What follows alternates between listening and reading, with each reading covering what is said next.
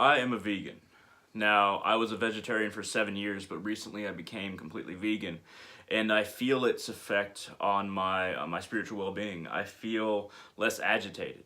As when I became vegetarian, it was pretty obvious that this was going to affect the anxiousness within me. And now I am schizophrenic, so the little changes that I make actually produce big results. So I can only speak for myself, but I was extremely anxious all the time, and I had OCD.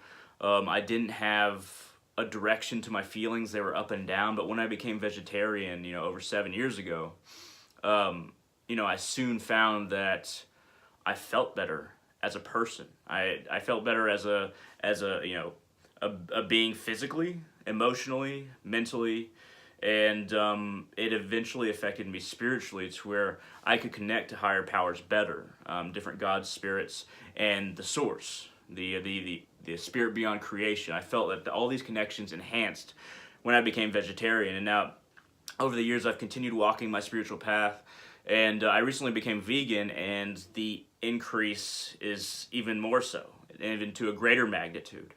Um, and I feel that you can attune yourself as an individual to cosmic forces, the multiverse itself, and the beings within it easier if you are vegan. If you're vegetarian, you can as well, more so than when you eat meat, because I ate meat for the vast majority of my life, and then when I changed, Paramahansa Yogananda and his teachings through Swami Kriyananda convinced me. Just an audiobook that convinced me, really. But, it worked. And, I lift weights now. I lifted weights, I just started lifting weights again, but I lifted weights for many years, and it never affected me lifting weights. It never affected my health negatively. It was just an increase in my emotional control, how I felt throughout the day, and my spiritual well-being and ease of connecting to things. Now, there are certain times when I will cook meat. And these are times when it shows how dedicated you are to your gods or spirits. There are certain spirits and gods that, you don't, there are always options to where you don't have to cook meat for any spirit or god, almost any spirit or god. But there are some that, appreciate the dedication if you go out of your way, cook something that you're not going to eat at all. Cook something that you'd rather not cook and offer it to a spirit or god, and that god feels the appreciation even more so. I wouldn't recommend doing it all the time because of if you're just an ethical vegan or vegetarian, and it's very good because the things that go on in slaughterhouses are terrible, man. And the funny thing is, a lot of people who disagree with animal sacrifice really think that slaughterhouses are okay, when throughout human history, animal sacrifice was not nearly as bad as what goes on in these slaughterhouses. If you have any compassion for animals, I would suggest doing some research. But I don't try to throw my ethics at people, and unless people ask, I won't bring up being vegan or vegetarian, or if they offer me some meat, I'll say no, I'm vegetarian, vegan, blah blah blah. Vegan now, but I don't throw it in people's faces. It's not something that I feel better than other people because of. It's not something that I use to look down on other people, and that's very important. If you're ethically, just pure ethics, you have no spiritual reasons for becoming, vegetarian or vegan. If you throw it in somebody's face, then that kind of takes away from your ethics, I believe, your morality, in a whole new way.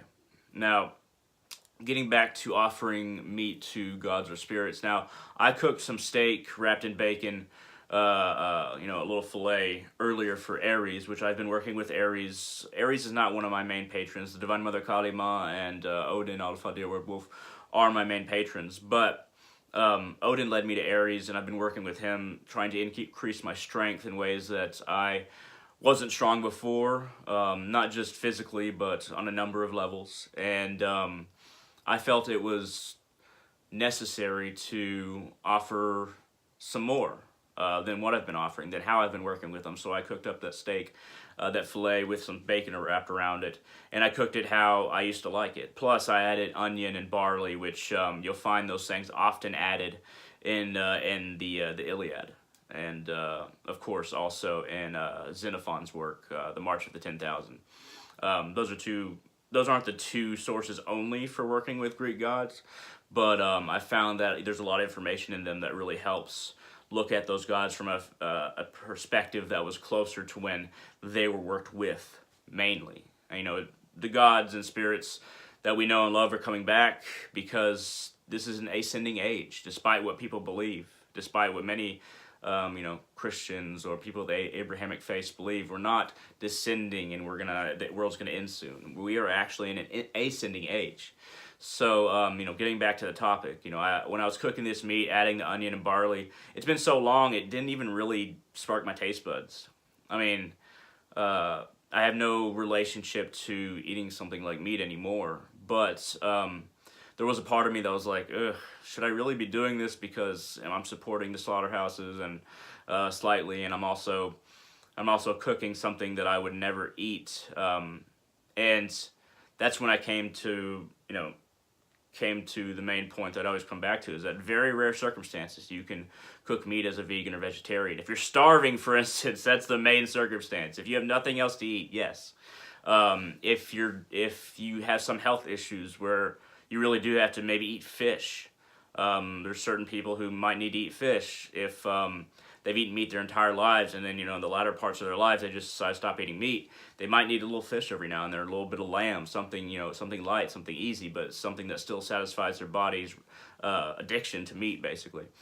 And, I'm not getting into the whole argument about, whether human beings originally meant to only eat plants and not get anything from animals. That's not the kind of argument that I'm trying to have here. I'm just giving my point that there are certain spiritual circumstances where cooking meat and being a vegan, they ironically create more dedication and understanding from a God or spirit to say, okay, you're willing to make that sacrifice, even though you are against that, and you're willing to offer me something that the situation itself increases the value of the offering. So, wrapping up here, what are your ideas about vegetarianism, veganism? Do you agree with me at all? Do you think this is ridiculous? Did you click on this expecting it to be something else, and then it just ended up being this, which I imagine a lot of people viewing this will have? Questions, comments, concerns, shoot it down in the comment section below. If you want to ask me for tips, which one or two of you might, feel free to do so in the comment section below. And don't forget to, subscribe, but also help me out on Patreon. Just donate $1 a month on Patreon.